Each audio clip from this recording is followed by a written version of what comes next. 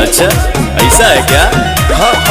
आटा के लोई तो तोरा आटा के लोई के डोई आटा के लोई के डोई आटा के लोई के डोई आटा के लोई के डोई।